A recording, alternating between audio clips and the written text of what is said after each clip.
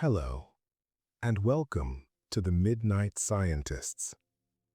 Since you are here, it means you are ready to let the world stop spinning for a while. You are ready to unburden your mind, to set down the heavy things you have carried, and to simply listen. Find a comfortable place. Let your shoulders drop. Unclench your jaw. Let the muscles in your face soften, like wax warming near a gentle flame. Tonight, we are not here to solve problems. We are not here to memorize facts or prepare for tomorrow. We are here only to drift, to take a slow, meandering walk through the hidden architecture of the universe. We are going to tell a story about the stuff the world is made of. The matter that makes up your chair, your blanket, the air in your lungs, and the stars burning in the velvet dark above us. Chapter 1. The Illusion of Stillness.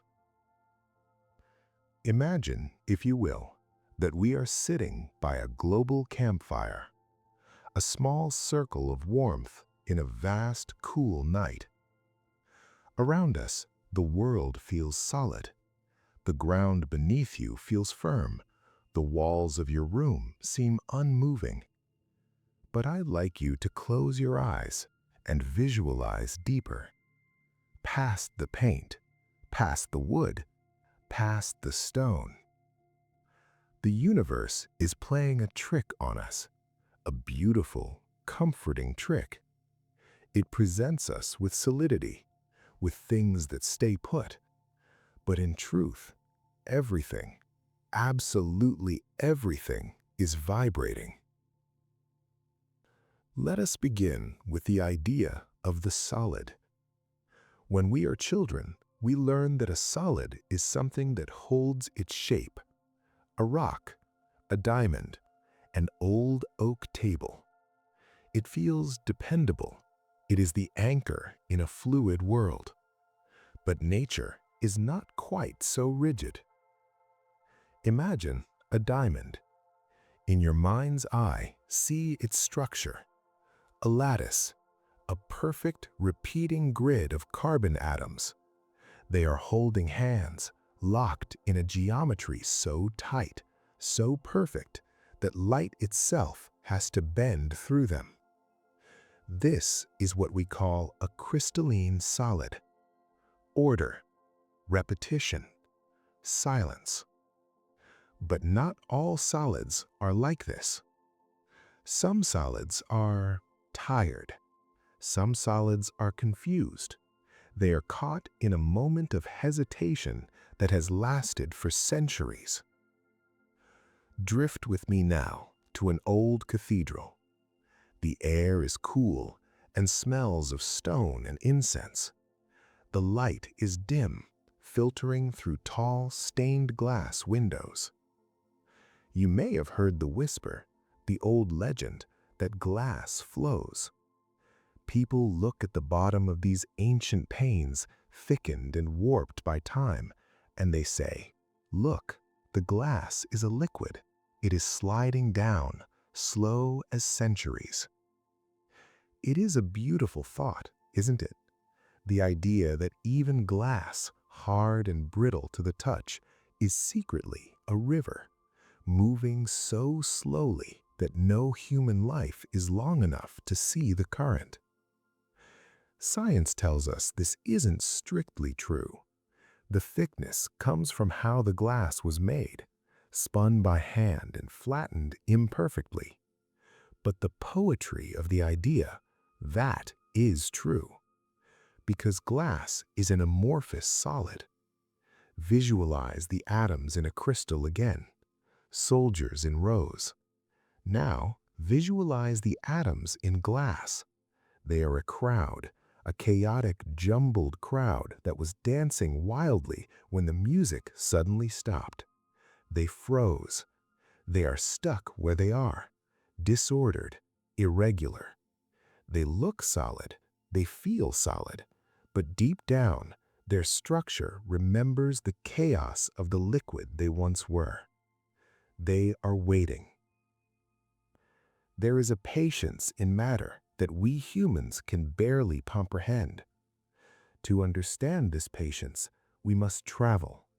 Let your mind float away from the cathedral, across the oceans, to a quiet room in the University of Queensland, Australia. There is a dusty corner there, and in that corner sits a funnel.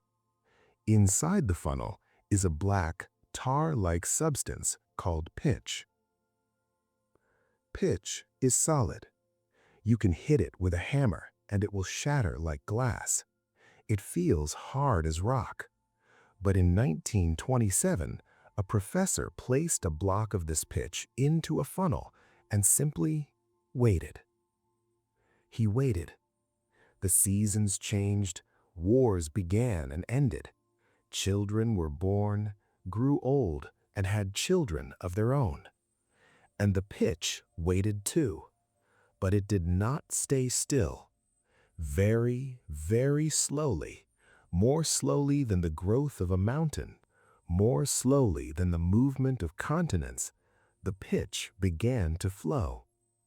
It takes nearly 10 years for a single drop to form. Imagine standing in that room. The silence. The air is still. You are watching a drop of black tar that has been forming since before you were born.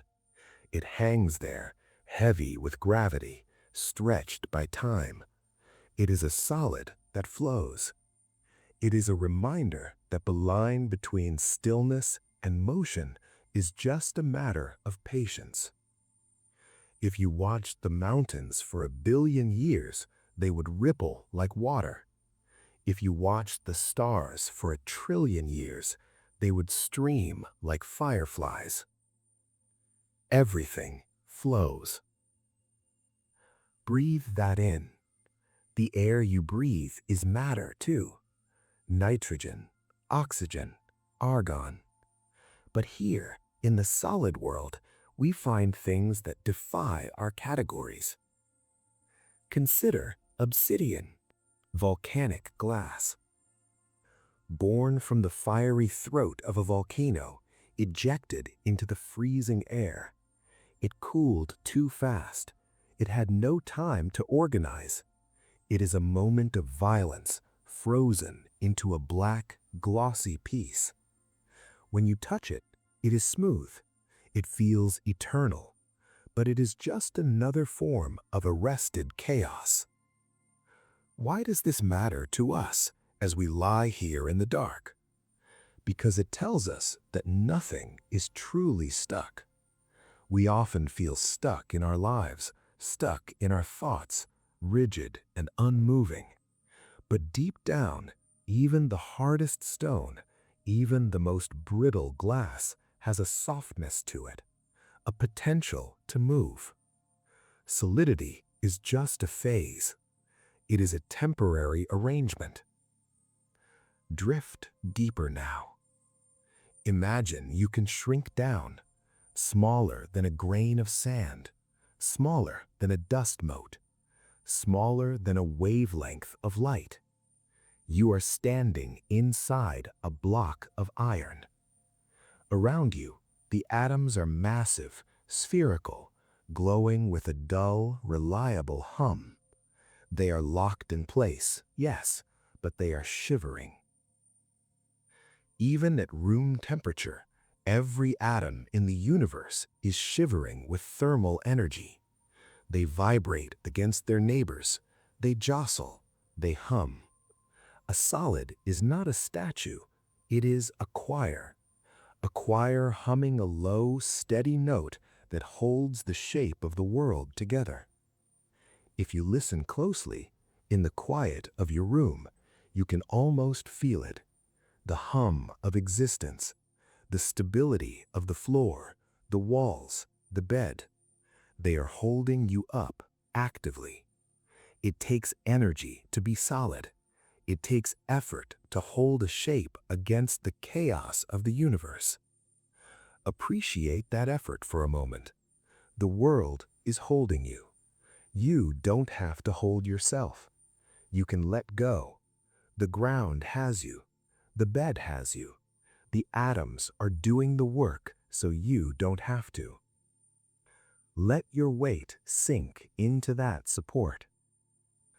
We have spoken of things that hold their shape, of crystals with their perfect order, and glass with its frozen disorder. We have watched the slow, century-long drip of the pitch. But what happens when the hum gets louder?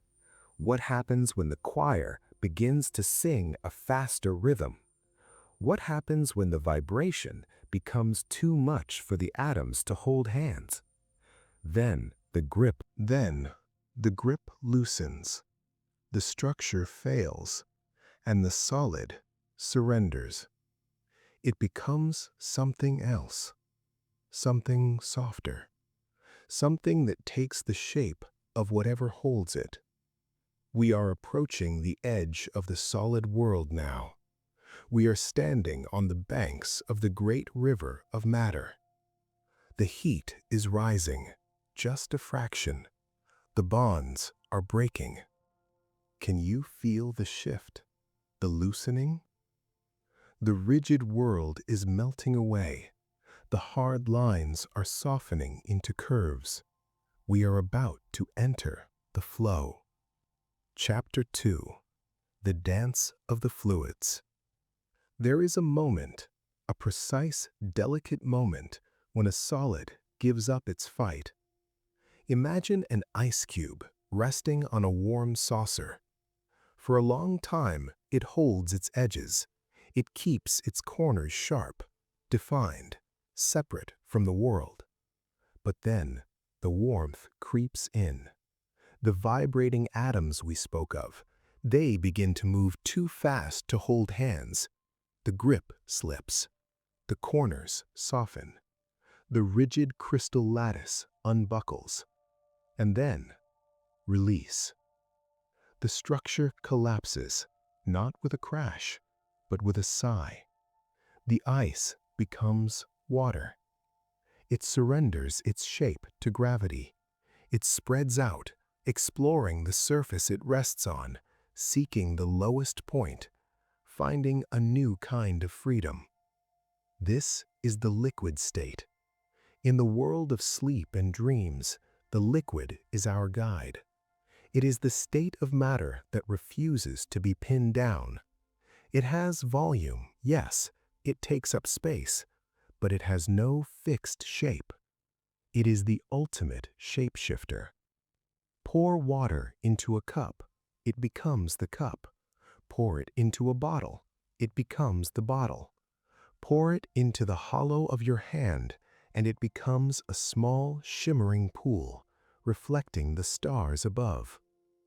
Drift with me now to the edge of a slow-moving river. The water is clear and cool. Watch how it moves around the rocks. It does not argue. It does not fight the obstacle. It simply flows around it, wrapping the stone in a cold embrace before moving on. There is a lesson here. Solids break when they are stressed, but liquids adapt. They flow. They find a way.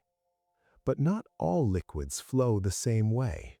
The universe has given them different personalities, different memories how to move. Imagine a jar of golden honey. Tip the jar. Watch the honey spill. It does not rush like water. It folds over itself. It stretches into a long amber thread, thick and luxurious. It moves with a heavy, deliberate grace. Scientists call this viscosity. It is a measure of internal friction. It is a measure of how much the molecules want to stick together. In water, the molecules slide past each other easily, like strangers in a hurry. But in honey, the molecules are tangled. They are holding on to one another, reluctant to let go, dragging each other along. High viscosity is the physics of slowness. It is matter moving in slow motion without the need for a camera trick. Imagine diving into a pool of honey. You would not splash, you would sink, slowly, held by the golden weight of it. The noise of the world would be muffled instantly. You would be suspended in a warm, thick amber silence. Movements in high viscosity must be slow. If you thrash, you get nowhere. If you move gently, the fluid parts for you. It teaches us that sometimes the only way to move forward is to slow down.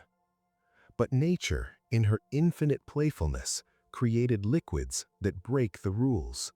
These are the non-Newtonian fluids, the rebels of the material world.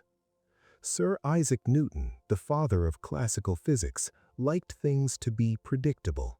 He believed that a fluid's thickness, its viscosity, should stay the same no matter what you do to it. Water is water, whether you stir it gently or slap it with a paddle. But some fluids change their minds. Imagine a bowl filled with a simple mixture, cornstarch and water. It looks like milk. It looks innocent. If you dip your finger into it slowly, it feels like cream. Your finger sinks in without resistance. It is soft, welcoming. It behaves like a liquid. But now, imagine you try to strike it. Imagine you try to punch the surface. Instantly, it hardens. It becomes solid. It pushes back. This is a shear thickening fluid. When you apply stress, when you rush, when you push, when you force it, the particles jam together. They lock up. They refuse to flow. They become a temporary wall of stone. But the moment you relax, the moment you stop fighting, the structure dissolves. The stone becomes liquid again, and you sink in. Is there a better metaphor for the mind at night? When we try to force sleep, when we stress about being awake, our minds become hard. They resist. The thoughts jam together like the cornstarch particles, creating a solid wall of anxiety. We bounce off the surface of sleep, unable to enter. But when we stop pushing, when we lie still, when we breathe and accept the moment, the resistance fades, the mind softens, and we sink, gently, deeply, into the liquid dark. Softness allows entry. Surrender allows flow. There are other liquids that do the opposite. They are shear thinning. Think of ketchup in a glass bottle. It sits there, stubborn, refusing to pour. It acts like a solid stuck in the neck of the bottle. But give it a shake, add energy, disturb it. Suddenly, it thins. It flows freely. The stress makes it more fluid. Paint is the same. It stays thick on the brush so it doesn't drip, but becomes thin and smooth when you roll it on the wall. These materials are responsive. They are listening to the forces around them. They are not passive. They are reacting to the touch of the world. Toothpaste, gels, quicksand, blood flowing through your veins. They are all dancing this complex dance of viscosity, thickening, thinning, flowing, stopping. It is a world of squish and ooze, a world where definitions are slippery. And then there are the materials that exist in the twilight, the amorphous materials we touched on before, the gels, the slimes, the polymers, long chains of molecules tangled like spaghetti. They are elastic. They remember their shape. If you stretch slime slowly, it flows like a liquid. If you pull it fast, it snaps like a solid rubber band. It creates a bridge between the two worlds. As you lie there now, imagine your body becoming heavy, like a fluid with high viscosity. Feel your muscles lengthening, relaxing, spreading out against the mattress. You are losing your rigidity. You are no longer a solid object holding tension. You are melting, just a little. Drift with me downstream. The river is widening now. The current is slowing. The water is deep, dark, and still. We are moving away from the simple, chaotic flow of water. We are moving toward a place where the liquid begins to remember the solid, a place where the flow finds a hidden order. Most people think order and flow are opposites, that you must choose, be a crystal or be a river, be still or be moving. But the universe loves a paradox. It loves the middle ground. Ahead of us, the water seems to shimmer with a strange, iridescent light. The molecules are lining up. They are preparing for a performance. We are entering the realm of the liquid crystal, the ghost in the machine, the state of matter that powers the very screen you might be watching, the state of matter that allows us to see the invisible. Are you ready to see how a liquid can learn to march in step? Chapter 3. The Order in the Flow. We tend to think of the universe as a place of choices, black or white, day or night, solid or liquid. A solid is rigid, its atoms or soldiers standing at attention in a perfect grid. A liquid is chaotic. Its atoms are a crowd dispersing after a show, wandering in every direction. But what if you didn't have to choose? What if you could keep the freedom of the crowd, but maintain the discipline of the soldier? Welcome to the world of liquid crystals. It sounds like a contradiction, doesn't it? A liquid crystal. It sounds like dry water or cold fire. But this state of matter is the master of compromise. It is the diplomat of the material world. Imagine a vast ocean filled with tiny rod-shaped rafts. In a normal liquid, these rafts would be spinning and drifting randomly, pointing north, south, east, and west without a care. But in a liquid crystal, something invisible guides them. They still drift, they still flow, but they all agree to point in the same direction. They are like a school of fish turning in unison. Individually, they are free to swim. Collectively, they are a single shimmering wave of intent. This is the nematic phase. The word comes from the Greek for thread, because under a microscope, these materials look like tangled silk. They possess the ability to flow like water, yet they interact with light as if they were a solid crystal. This delicate balance is what makes the screen you might be looking at right now possible. Pause for a moment. Look at the glow of your screen, or imagine it if your eyes are closed. That light is not magic. It is a choreography. Behind the glass, there are millions of tiny liquid crystal cells. They are waiting for a signal. When a tiny electric current touches them, they untwist. They change their alignment just enough to block light or let it pass through. Every image you see, a photograph of a loved one, a video of a sunset, the words of this story, is created by billions of molecules performing a synchronized dance. They are opening and closing the blinds on the windows of light millions of times a second without making a sound. They are obedient. They are precise, but they are fluid. If they were solid crystals, they would be too rigid to switch.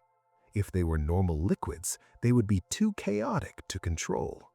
They exist in the perfect middle ground, soft enough to move, ordered enough to listen. There is a lesson in this for us, too. We often feel we need to be rigid to be strong. We think we must have a spine of steel, unbending and hard. But liquid crystals teach us that true strength and true utility comes from flexibility. It comes from alignment. You can flow through your life, moving around obstacles while still keeping your internal compass pointed true north. You can be soft and structured at the same time. Nature discovered this trick long before we invented screens. Look at a soap bubble drifting in the air, swirling with rainbows of magenta, cyan, and gold. Look at the shiny metallic wing of a beetle. That iridescence, that shifting color that changes when you tilt your head, that is the liquid crystal phase at work. In these forms, the molecules stack in layers that twist slightly, like a spiral staircase. This twist catches the light and breaks it apart, reflecting only certain colors back to your eye. It is structure creating beauty out of nothing but geometry and light. And it is closer to you than you think. Drift deeper now, past the screen, past the beetle wing. Drift into your own body. Your cells, the billions of tiny building blocks that make you, are wrapped in membranes. These membranes are not hard shells like eggshells. They are liquid fluid bilayers. They are liquid crystals. They allow nutrients to flow in. They allow waste to flow out. They ripple and bend when you move, but they hold their integrity. They protect the delicate machinery inside. You are, in a very real sense, made of liquid crystals. Your very biology relies on this state of matter that refuses to sit still, yet refuses to fall apart. As you lie here, feel the softness of your skin. Feel the pulse in your wrist. You are a masterpiece of soft matter physics. You are not a statue. You are a flowing, living, aligned river of atoms. There is a peace in this middle ground. The solid world is too hard, it breaks under pressure. The liquid world is too chaotic, it has no form. But here, in the liquid crystal, we find balance. We find a state of matter that is responsive. It reacts to energy. It reacts to temperature. It reacts to life. It is a state of waiting, of readiness. But the universe does not always stay in this gentle middle ground. Sometimes the energy continues to rise. The gentle vibration of the solid became the flowing slide of the liquid. The flowing slide became the frantic bouncing of the gas. But what happens if we keep adding heat? What happens if we push the atoms so hard, shake them so violently that they can no longer hold themselves together? What happens when we tear the electrons away from the heart of the atom? We are leaving the comfort of the earth now. We are leaving the cool rivers and the shimmering screens. The air is getting thinner. The sky is getting darker. But ahead of us, a new light is beginning to glow. A violet electric hum that crackles with the power of the stars.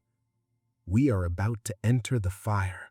We are about to meet the most common and most forgotten state of matter in the universe. Chapter 4. The Fourth State. We have walked through the quiet lands of the solid, swam through the adaptive rivers of the liquid, and drifted through the invisible clouds of gas. In these three familiar worlds, the atoms are intact. They are whole. They keep their electrons close, like secrets they are afraid to share. But the universe is not always so possessive. If you take a gas, say, the air in a lightning storm or the hydrogen in a star, and you feed it energy, if you heat it, crush it, or blast it with voltage, A transformation occurs that changes the very nature of matter. The atoms can no longer hold on. The energy is too great. The electrons, those tiny buzzing sparks that orbit the nucleus, break free. The leash snaps. The atom is no longer a neutral, lonely thing. It becomes an ion, and the gas becomes a sea of charged particles swimming in a soup of free electrons. This is plasma. You may have heard it called the fourth state of matter. It sounds exotic, like something you'd only find in a science fiction novel. But look up.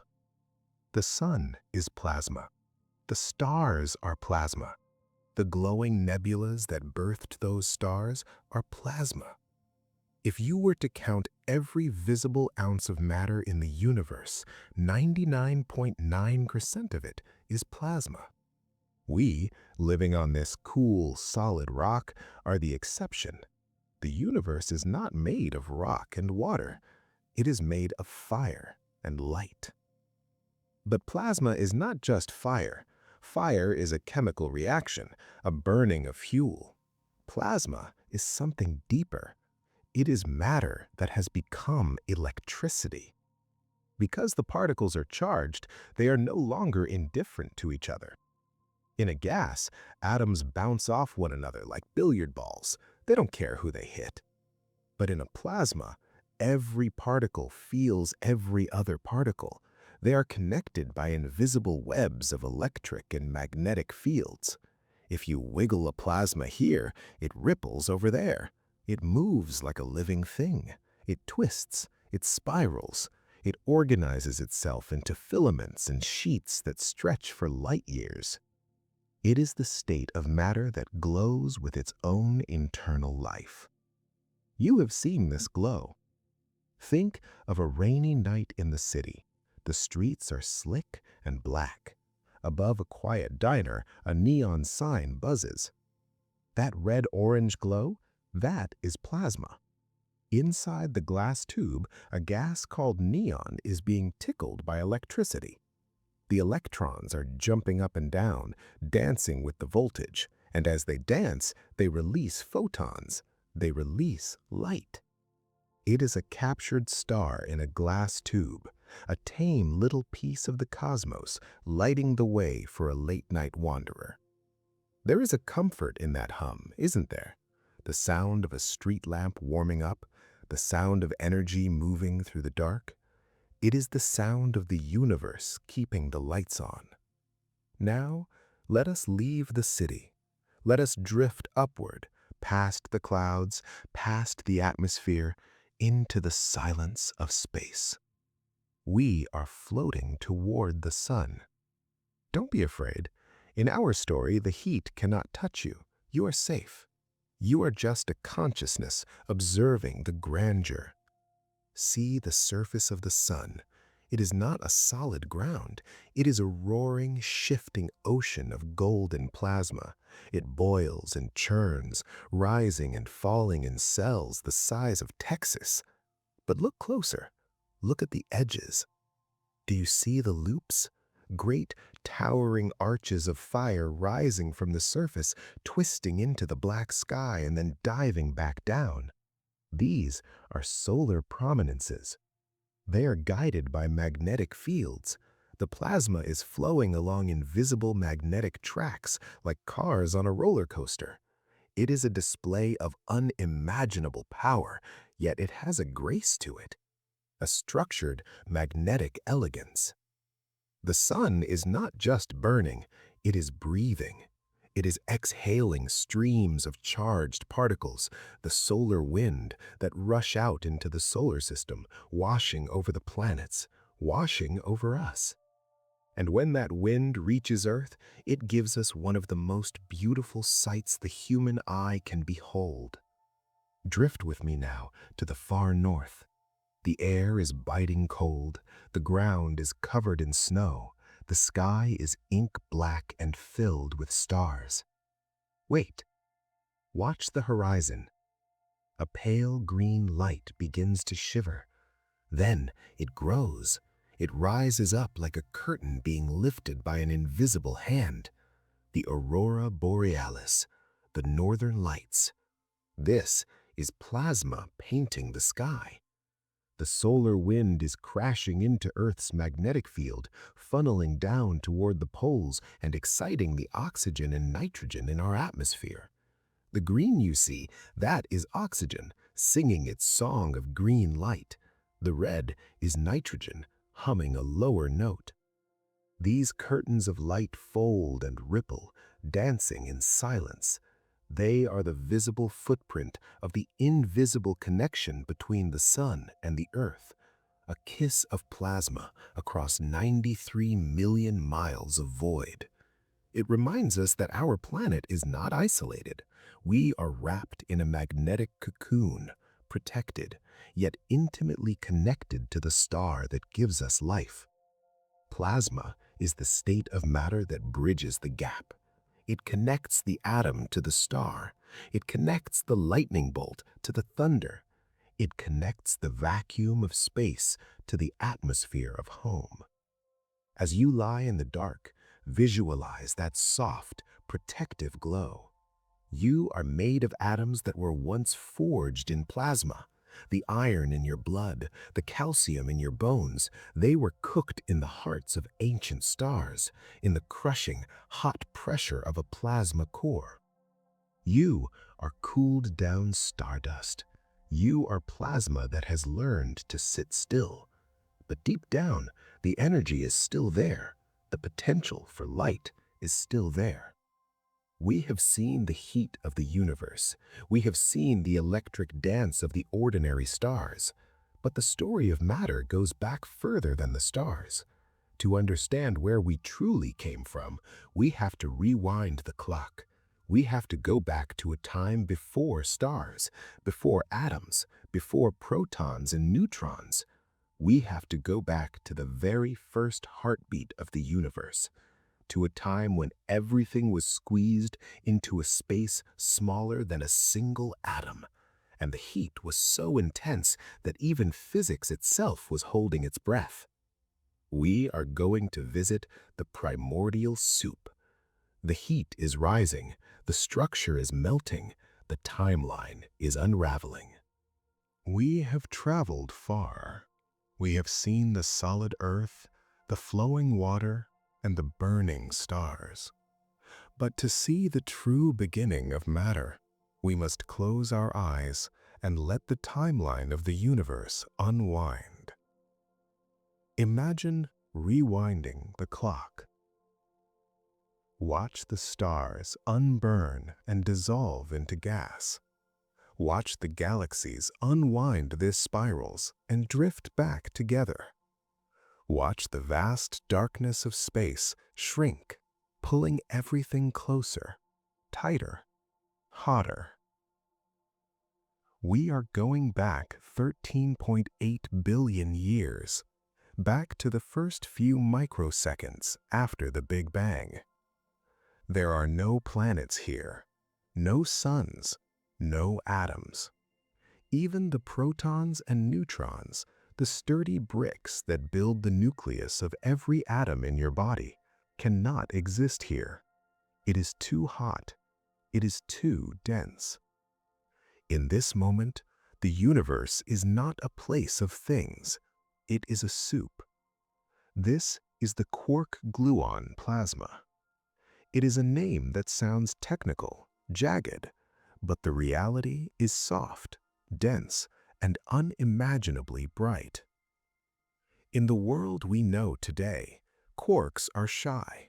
They are the tiny particles that make up protons and neutrons, but they are never found alone. They are always bound together by gluons, the glue particles of the strong nuclear force. They are locked in tight eternal embraces, 3 by 3. But in the infant universe, the temperature is trillions of degrees. The heat is so intense that the glue melts. The embrace is broken. For the first and only time in history, the quarks roam free. Imagine a sea of golden light, thicker than water, hotter than a billion suns. In this sea, there is no empty space. Everything is touching everything else. The universe is a single, continuous, glowing droplet. It is a state of perfect unity. Scientists have recreated this state, briefly, in the great particle colliders of the world. By smashing heavy ions together at near light speed, they summon a tiny, fleeting drop of this primordial soup. And what they found surprised them. They expected this super-hot, chaotic explosion to behave like a gas, wild and messy. But the quark-gluon plasma flowed. It flowed smoothly. It flowed elegantly. It behaved like a perfect liquid. It had almost zero friction. Despite the unimaginable violence of its energy, it moved with a grace that puts water to shame. Think about that. The most chaotic moment in the history of existence was also smooth. It suggests that at the very beginning, the universe was not a mess of separated, jagged pieces. It was a whole, a single, flowing, interconnected river of energy. We are all born from this soup. Every proton in your body, every neutron in the center of every atom of your fingertips crystallized out of this cooling plasma as the universe expanded. You are in a very real sense a cooled-down droplet of the Big Bang. You carry the memory of that unity, the memory of a time when there was no here or there, no you or me, just us, just the flow. But the fire could not last. The universe, in its eagerness, began to stretch.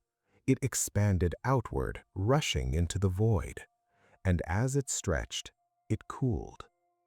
The trillions of degrees dropped to billions, then millions. The quark-gluon plasma slowed down. The quarks, sensing the chill, reached out to one another. They found partners. They huddled together in threes, binding tight against the cold, forming the first protons and neutrons. The perfect liquid froze into the building blocks of matter. The golden fog cleared, and for the first time, there was darkness. But in that darkness, a new story was beginning. A story not of heat, but of cold. A story of what happens when the universe slows down so much that it almost stops. We are leaving the fire behind. We are drifting away from the heat of creation, floating forward in time into the deep, quiet chill of the void. Wrap your blanket tighter around you. The temperature is dropping. The noise is fading. We are going to a place where the atoms stop dancing and start to dream. A place of silence so profound it has its own geometry. Welcome to the cold. Chapter 6. The Great Slowing. Heat is a mask. It is a chaotic noise that covers up the true nature of things. When atoms are hot, they are too busy, too energetic, too distracted to show us who they really are. But when the heat fades, the noise stops, and the architecture reveals itself. Welcome to the Great Slowing. We are drifting away from the fires of the Big Bang, away from the roaring stars, and into the quiet, cool corners of reality. Here, the atoms slow down. They stop their frantic bouncing. They begin to listen to the subtle forces of attraction that they ignored when they were rushing around. They begin to build. Think of water. It is the most familiar substance in our lives, yet it is arguably the strangest. When water cools, it does something that almost no other substance does. Most things, when they freeze, pack tight. They huddle together to save space, becoming dense and heavy. But water? Water breathes. As it approaches freezing, the water molecules arrange themselves into a hexagon, a six-sided ring.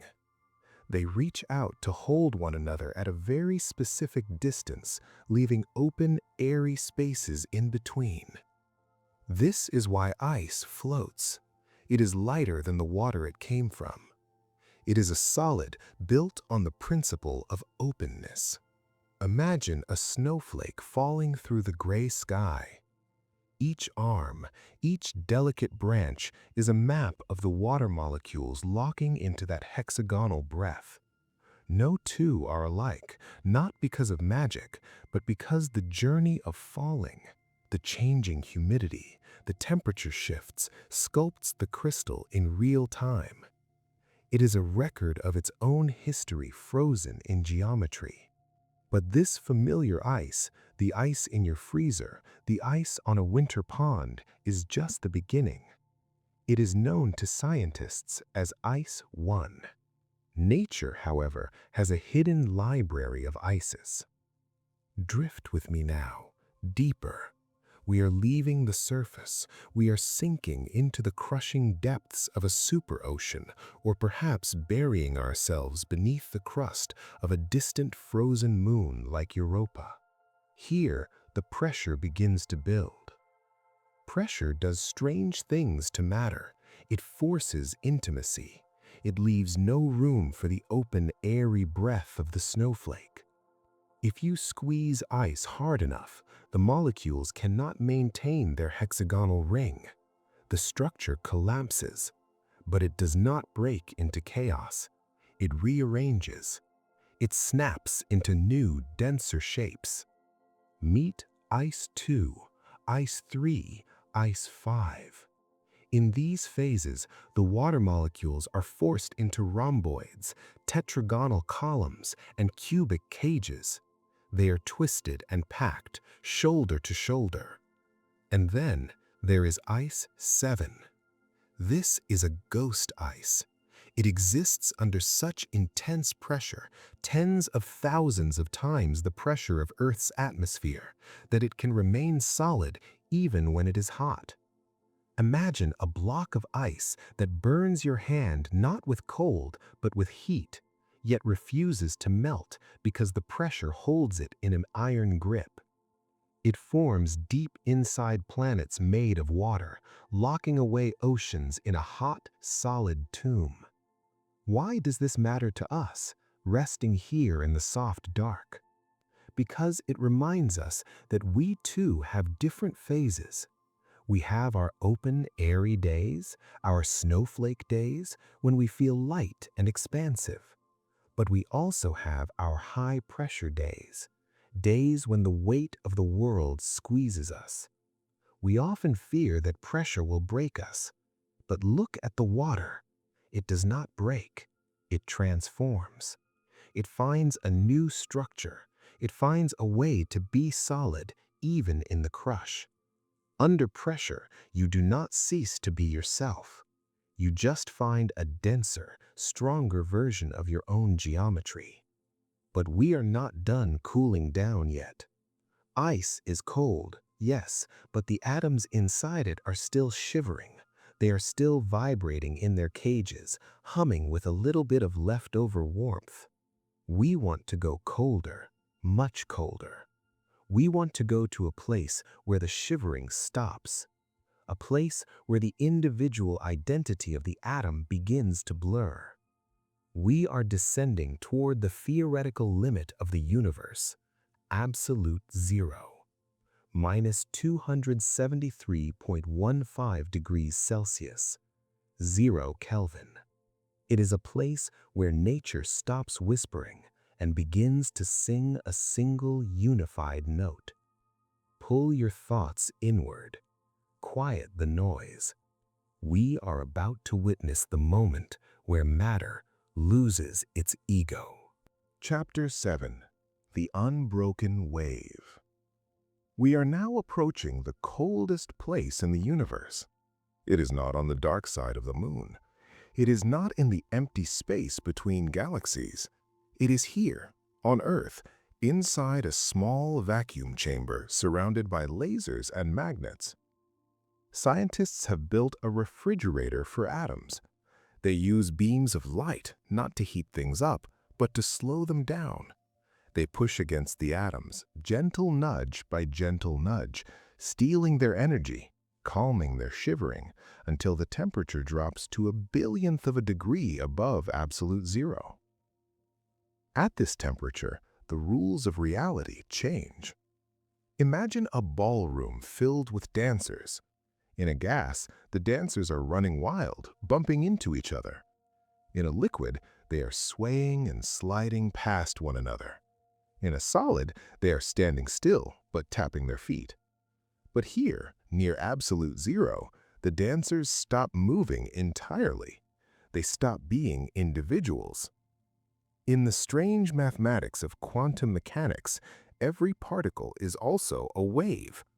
When an atom has a lot of energy, its wave is short and tight, a tiny localized packet of existence. I am here, it says. I am me. But as the atom cools, its wave relaxes, it spreads out. It gets longer and softer. The edges of the atom begin to blur. And if you pack enough of these cold, blurry atoms together, something magical happens. Their waves touch, then they overlap, and finally, they merge. The I disappears. The me vanishes. There is only us. This is the Bose-Einstein condensate, the fifth state of matter. It is a cloud of thousands of atoms that have collapsed into a single quantum state. They act as one giant superatom. If you poke one part of the cloud, the whole cloud feels it instantly. They move in perfect unison. They sing the exact same note. It is the ultimate form of empathy. There is no separation anymore. The boundaries between self and other have dissolved completely into a single, unbroken wave of being. Close your eyes and try to imagine that feeling. Imagine letting go of your own edges. Imagine the boundary of your skin softening. Imagine that you are not a separate thing fighting to hold your place in the world, but part of a larger, slower, deeper wave. You are merging with the bed beneath you, merging with the air in the room, merging with the quiet of the night. You are a Bose-Einstein condensate of consciousness, still, unified, whole. This state of matter was predicted by Albert Einstein and Satyendra Nath Bose in the 1920s just by playing with numbers on a page. They saw the math and realized, if it gets cold enough, identity dissolves. It took 70 years for technology to catch up to their imagination, but when we finally made it in 1995, peering into that vacuum chamber, we saw exactly what they promised. A ghostly peak of matter standing still in the center of the trap, a monument to unity. In this state, matter can do things that seem impossible. It can interfere with itself like light. It can slow down light itself. It behaves like a memory of the universe before it broke into pieces. There is a profound peace in the condensate. It is the peace of belonging. It is the peace of knowing that deep down, separation is just an illusion caused by too much energy, too much noise. Cool down the noise, and we are all one.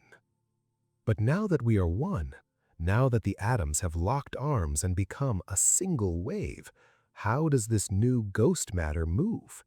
Does it trudge? Does it slide? No. It flows, but not like water. Water has friction. Water rubs against the riverbank. Water gets tired. This matter does not get tired. It has forgotten how to stop. Chapter 8. The Frictionless Path. We spend our lives fighting friction. Think of walking through deep snow.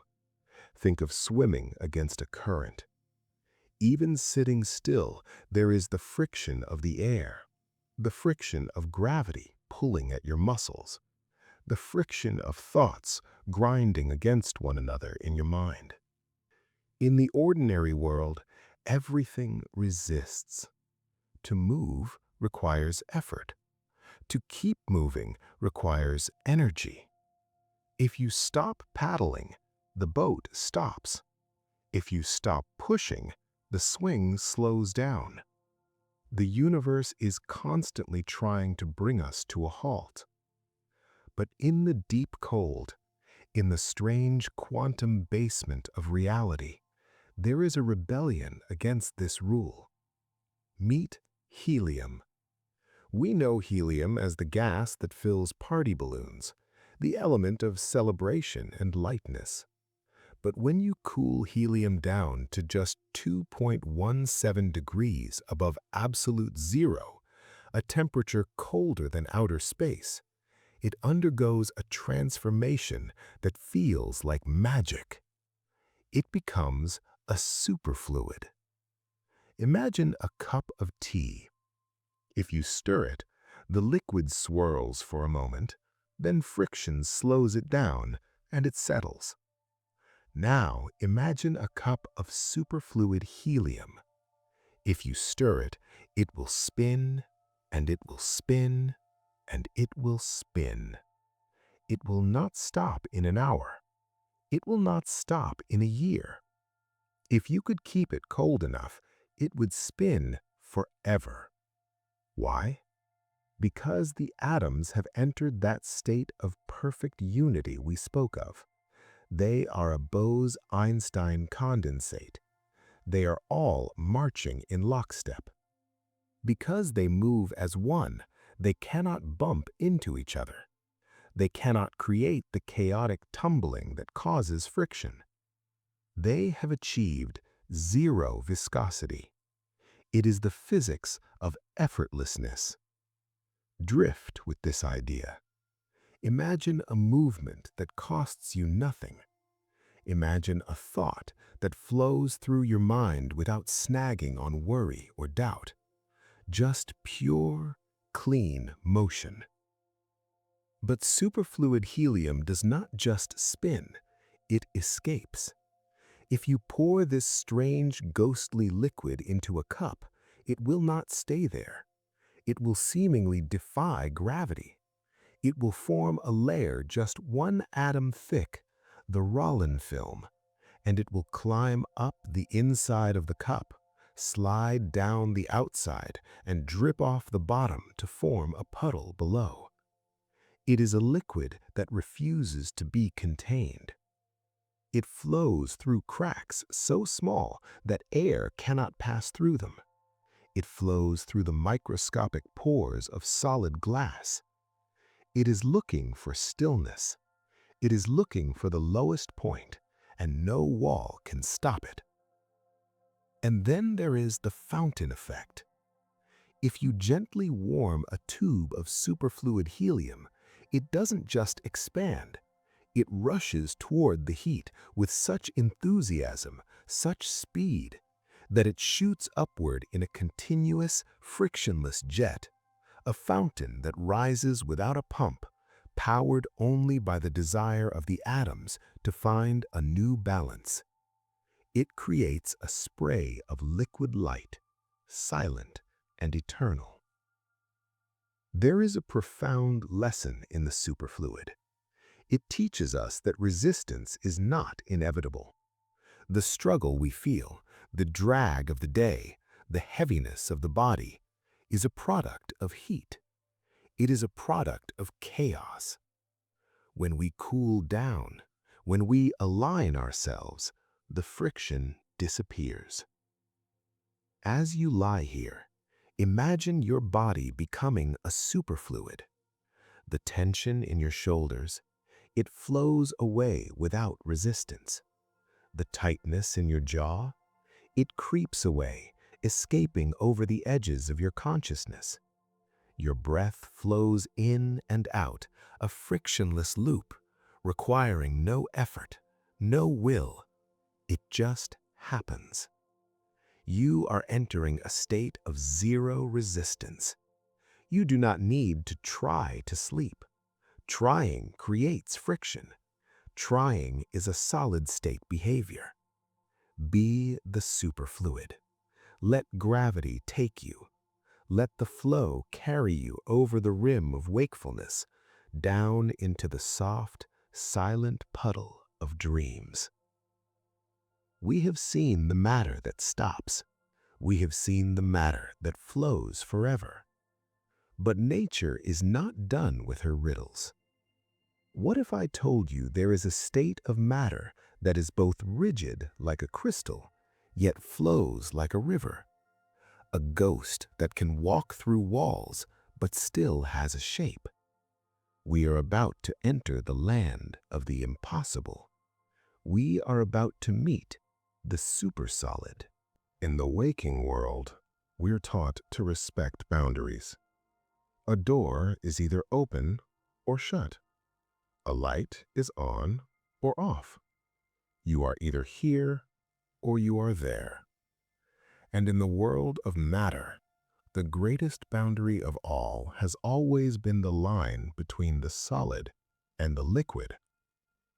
We understand solids. They are the statues. They hold their ground. Their atoms are locked in a rigid grid, loyal to their neighbors. We understand liquids. They are the rivers. They wander. Their atoms flow past one another, free and unattached. But the quantum world does not respect our boundaries.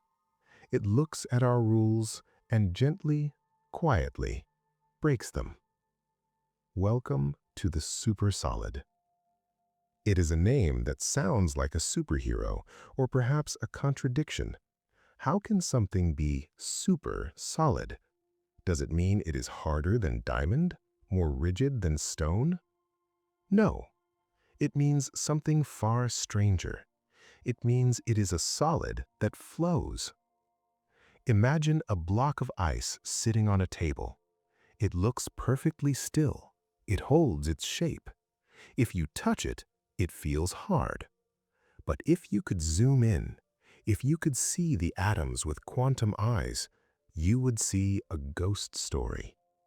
The atoms are arranged in a crystal lattice, yes, they have assigned seats, but they are not sitting in them. In a supersolid, the atoms are delocalized. They are in a state of deep quantum uncertainty. An atom is not just in this spot or that spot. It is, in a sense, hovering in all the spots at once. It is as if the dancers in our ballroom have formed a perfect square formation, but at the same time, they are gliding seamlessly through the formation, passing through one another like smoke. The structure remains. The flow continues. It is a statue that breathes. It is a stone that circulates. For decades, this was just a dream on a physicist's blackboard. It seemed too impossible to be real. But in the 21st century, using exotic atoms like dysprosium and erbium, scientists finally coaxed matter into this twilight state. They trapped a cloud of atoms and cooled them until they formed a droplet. The droplet grew little spikes, a crystal structure. It had shape. It had orientation. But inside, the matter was flowing without friction, swirling around the lattice like a superfluid. It is the ultimate paradox, stability and freedom existing in the same space at the same time. Think of what this means for the concept of stillness. We often try to force ourselves to be still to fall asleep. We try to freeze our bodies, freeze our thoughts. We think that if we move, we have failed. But the supersolid teaches us a softer way. You can be still on the outside while flowing on the inside. Your body can be heavy, sinking into the mattress, holding its shape like the crystal. But your breath, your blood, your dreams, they can flow like the superfluid. You do not have to choose. You can be the river and the riverbank. Hold that image in your mind, a structure made of flow, a stability made of movement. It is a confusing thought for the logical brain, and that's good. Confusing the logic is how we open the door to sleep. Let the how dissolve. Just stay with the is. The supersolid exists. The impossible lattice is real. And if matter can be two opposites at once, then surely you can be both awake and asleep, drifting in that delicious space between the two. But the quantum world is not done with us. We have messed with space. We have blurred the lines of where atoms are. Now we must mess with something even more fundamental. We are going to touch time itself. Imagine a clock that has no battery, a clock that ticks forever, not because it is powered, but because ticking is simply what it is. We are about to meet the time crystal. Chapter 10. The Pulse of Eternity. Time is a river. We are used to thinking of it as something that flows in one direction, carrying us along with it. We measure it with clocks. Tick, tock, tick, tock. But ordinary clocks need energy. A pendulum needs a push. A battery needs a charge. A heart needs food. In the classical world, if you stop feeding a system energy, it eventually stops moving. It settles down. It finds its ground state, its place of rest, and it becomes silent. A crystal on a shelf does not change. It sits there, frozen in space, forever the same. But what if a crystal didn't just repeat itself in space? What if it repeated itself in time? Welcome to the time crystal. It is a discovery so strange that when it was first proposed by Nobel laureate Frank Wilczek in 2012, many physicists said it was impossible. It sounded too much like a perpetual motion machine, a violation of the laws of thermodynamics. But the quantum world is a place where impossible is just a challenge. Imagine a line of atoms. In a normal material, if you leave them alone in their coldest, lowest energy state, they sit still. But in a time crystal, even at their absolute lowest energy, when they have nothing left to give, no heat to burn, no battery to drain, they pulse, they flip, up, down, up, down. They are ticking, not because they are being pushed, but because ticking is their natural state of rest. It is a heartbeat that costs nothing, a rhythm that is woven into the very fabric of their existence. Think of a gelatinous jellyfish drifting in the deep ocean. It pulses, open, shut, open, shut. Now imagine that jellyfish doesn't need to eat. It doesn't need to breathe.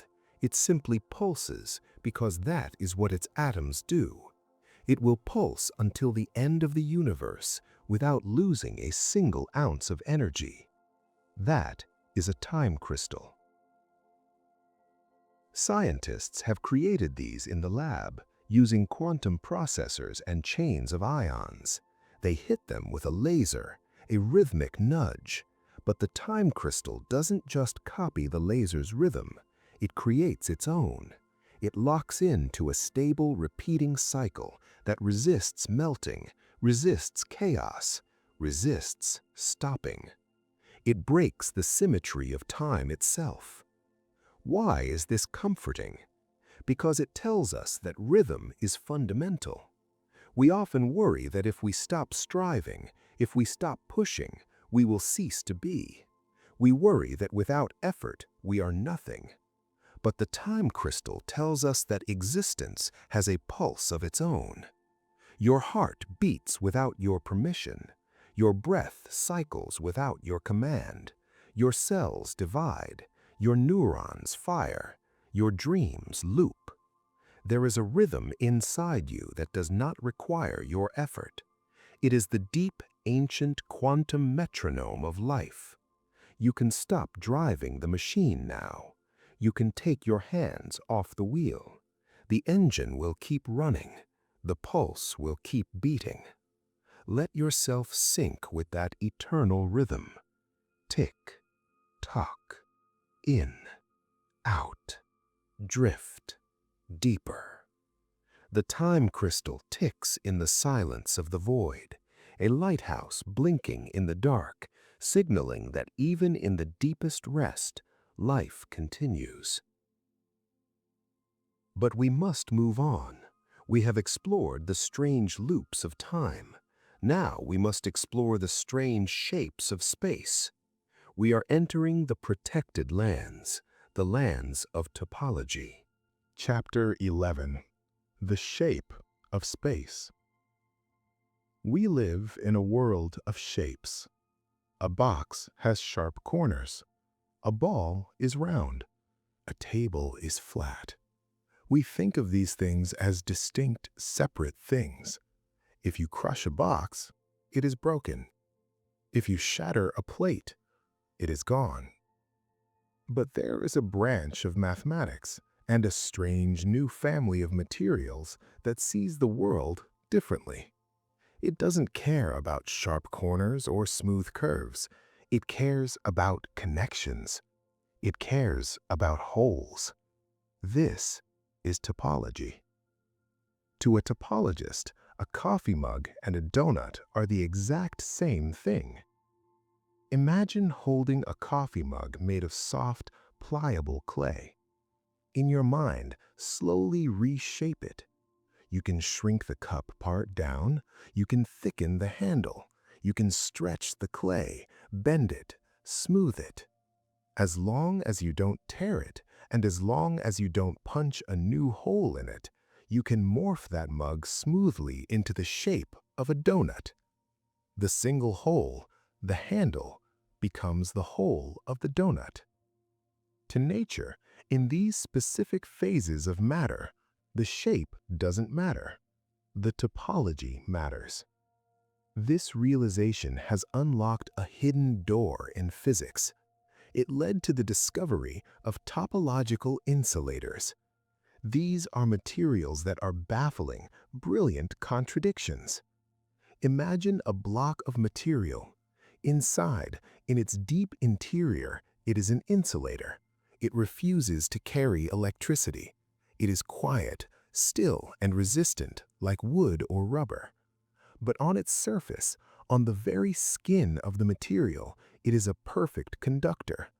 Electricity flows along the edges not just easily, but perfectly. It flows in a protected state. In a normal wire, electrons bump into impurities. They scatter. They get lost. They create heat. That is resistance. But in a topological insulator, the electrons on the edge are locked into a specific quantum path. They cannot scatter. They cannot turn back. They simply flow around obstacles like water flowing around a stone in a stream, rejoining the path instantly. They are protected by the geometry of the universe itself. There is something profoundly reassuring about this. It tells us that deep down, there are properties that cannot be broken. You can bend the material, you can stretch it, you can dirty it with impurities, you can heat it up. But the flow remains. The topology protects it. Think of your own life. You are stretched. You are bent by stress. You are pulled in different directions by responsibilities and worries. You feel like your shape is constantly being distorted. But topological physics whispers a secret. The shape doesn't matter.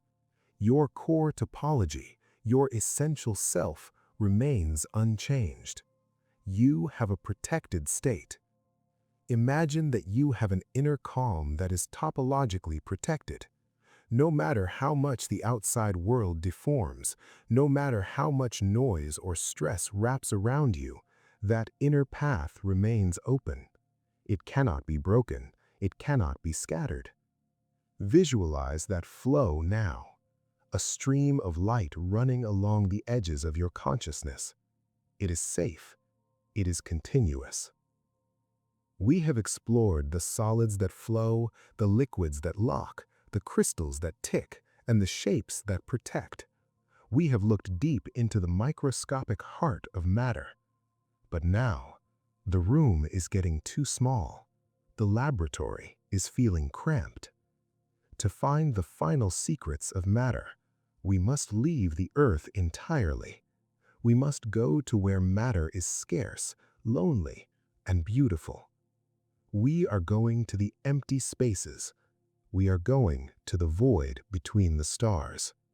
The air is gone. The sound is gone.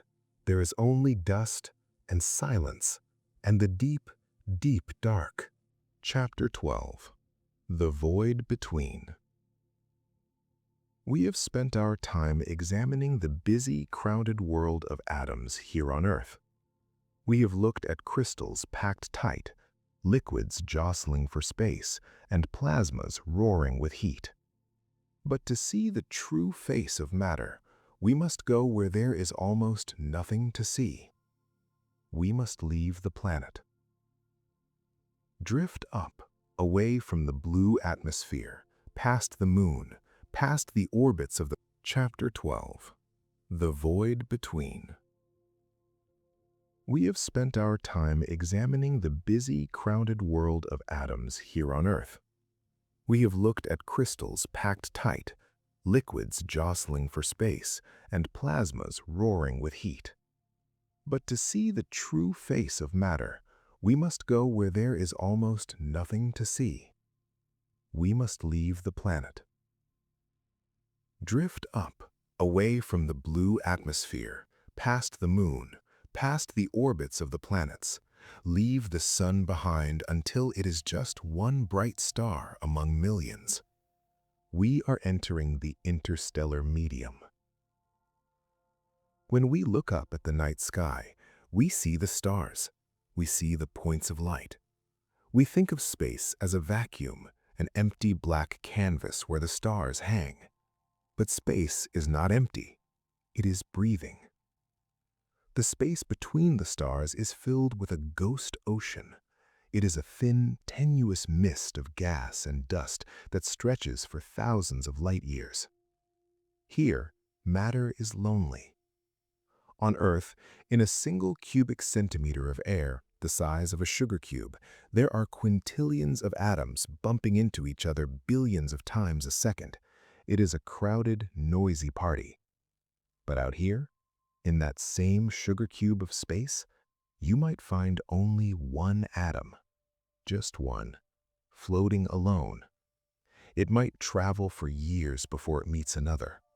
It drifts in the silence, bathed in the faint, ancient light of distant galaxies. This is matter at its most solitary. And yet, this lonely matter is the most important stuff in the cosmos. It is the reservoir. It is the clay from which new worlds are sculpted. Floating among these lonely atoms is cosmic dust. It is not like the dust under your bed. This is stardust. Tiny grains of carbon, silicon, and iron, microscopic diamonds and flecks of graphite. They are the soot left behind by dying stars that exploded long ago. They are cold, unimaginably cold. In the shadows of space, the temperature drops to just a few degrees above absolute zero. The dust grains are covered in frost, layers of frozen water, frozen methane, frozen ammonia. These are the molecular clouds. Look at them. Vast, dark silhouettes against the starry background. They look like holes in the sky, patches of ink spilled on the canvas. But they are not holes. They are nurseries. Inside these dark clouds, the dust is gathering. It is safe here. It is shielded from the harsh radiation of the stars. In the cold and the dark, the atoms can finally slow down enough to touch. Gravity, the patient sculptor begins to work. It gently pulls the dust together. Drift closer, closer, closer. Over millions of years, the cloud gets denser. It gets heavier. The lonely atoms find partners. They begin to spin. And eventually, deep in that cold heart, a spark ignites. A new star opens its eyes. But that is a violent future. For now, in our story, we are staying with the quiet. Imagine yourself floating in one of these dark clouds. It is silent. It is still. You are wrapped in a blanket of cosmic frost. There is no urgency here. The clock of the universe ticks so slowly that a human lifetime passes in the blink of an eye. There is peace in this emptiness. We often fear being alone. We fear the silence. But the interstellar medium teaches us that emptiness is not nothing. It is potential. It is the space where the next star is waiting to be born. You can let your mind become like that space. Vast, open, quiet, ready to receive, but content to just be. But as we drift through the dark, we realize something unsettled. We can see the stars, we can see the gas, we can see the dust. But when we do the math, when we weigh the galaxies, the numbers don't add up. There is something else out here, something we cannot see, something we cannot touch, something that doesn't shine, doesn't reflect, and doesn't interact with light at all. It is passing right through you right now. We are about to enter the shadow world. We are about to meet the ghosts of the cosmos. Chapter 13. The Dark and the Strange. We stand now at the edge of knowledge. We have walked through the world of light. We have touched the ice, splashed in the water, and warmed our hands by the plasma fire. We have counted the atoms we can see. But the universe has a secret. Imagine walking into a dark room. You cannot see anything, but you can feel a presence. You can feel the floor dipping under the weight of someone or something standing next to you. You reach out your hand, but you touch only air. This is the mystery of dark matter. When astronomers look at the galaxies spinning in the deep black, they see something impossible. The galaxies are spinning too fast. By all the laws of physics, the stars should be flung out into the void like water from a spinning bicycle wheel. There isn't enough visible matter. There aren't enough stars or gas clouds to hold them together. Gravity should be too weak. And yet the galaxies hold. They spin with a majestic, heavy grace. Something is holding them, something invisible, something massive.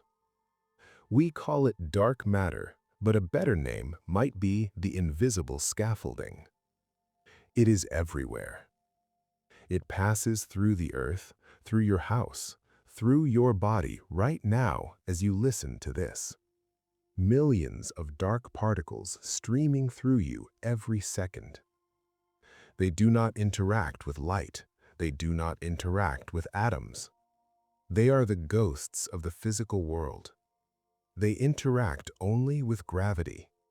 They are the heavy, silent hand that cradles the galaxy, keeping the stars from drifting away. There is a strange comfort in this. It means that what we see, the bright, flashy, noisy world of light, is not all there is. We are supported by the unseen. We are held together by a mystery that refuses to show its face. But if dark matter is the ghost, then strange matter is the monster. But a beautiful monster. Drift with me to the heart of a dying star, a neutron star.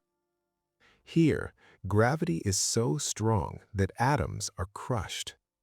The electrons are smashed into the protons, turning them into neutrons.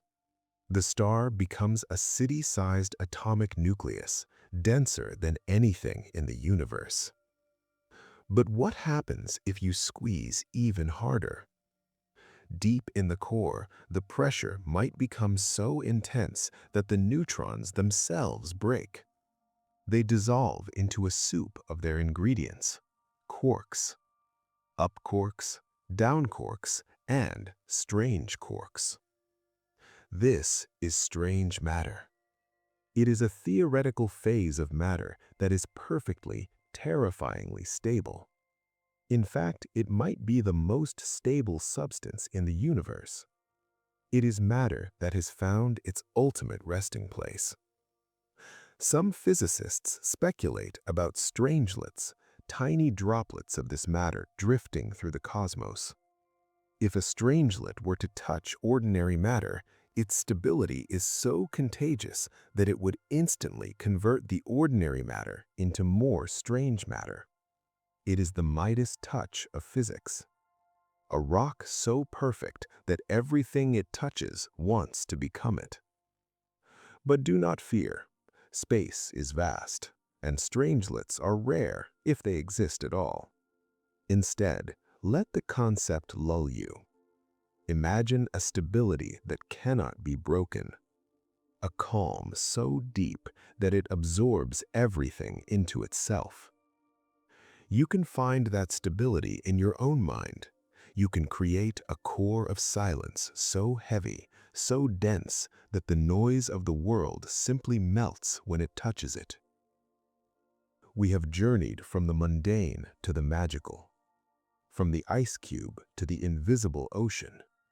But there is one final phase we must explore. It is not a phase of matter exactly. It is a phase of you. Because none of this exists without a witness. The ice does not crack without a listener. The star does not shine without an eye to catch the light. The quantum wave does not collapse without an observer. We are going to turn the camera around.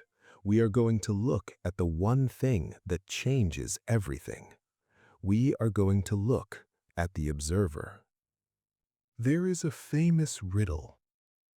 If a tree falls in the forest and no one is around to hear it, does it make a sound?